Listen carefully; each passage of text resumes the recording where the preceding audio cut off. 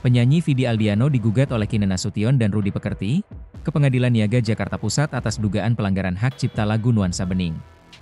Dalam gugatan tersebut, kedua pencipta lagu itu menuntut ganti rugi sebesar 24,5 miliar rupiah. Kinan dan Rudi ditemani Minola Sebayang sebagai kuasa hukum, menjelaskan awal persoalan penggunaan lagu Nuansa Bening oleh Vidi Aldiano. Menurutnya, masalah ini bermula saat ada pihak yang datang ke rumahnya untuk meminta izin atas penggunaan lagu tersebut untuk kebutuhan iklan.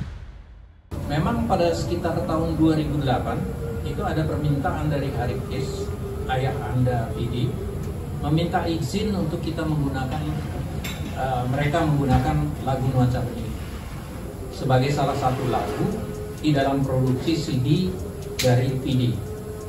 Izin diberikan dan diatur dengan kesepakatan antara Arif Kis dengan kita pencipta lagu Nuansa Bening. Namun setelah 2008, tidak pernah ada komunikasi antara Arif Kis, ayah Anda Vidi dengan Kinan, maupun apalagi dengan saya. Tidak pernah ada. Nah, di sisi lain, dunia musik terus berubah. Dari piringan hitam, ke kaset, ke CD, digital.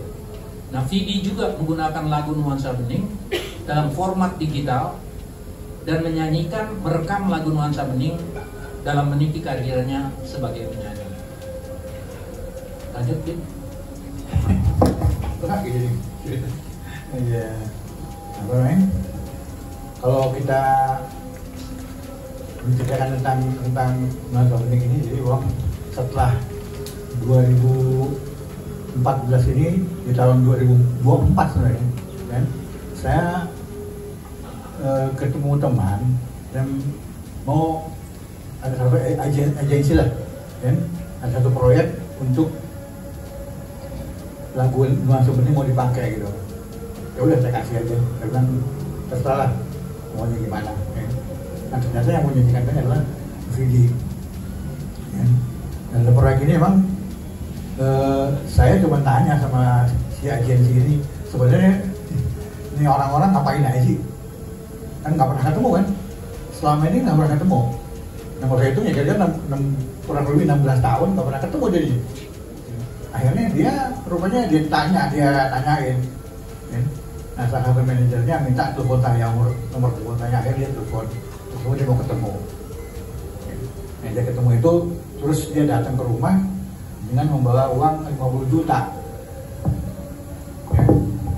Saya bilang buat apa 50 juta? Oh ini sebagai tanda terima kasih. Terus sekali lagi saya juga mau ulang lagi tadi nih apa yang saya bilang. Akhirnya kan dari temuan tadi kita juga coba nih meminta pihak manajemen dan penyanyi dan keluarga untuk mengklarifikasi. Saya sekarang tinggal di Melbourne, Australia.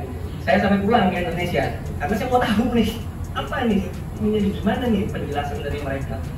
Jadi kita mau selesaikan semua secara kekeluargaan.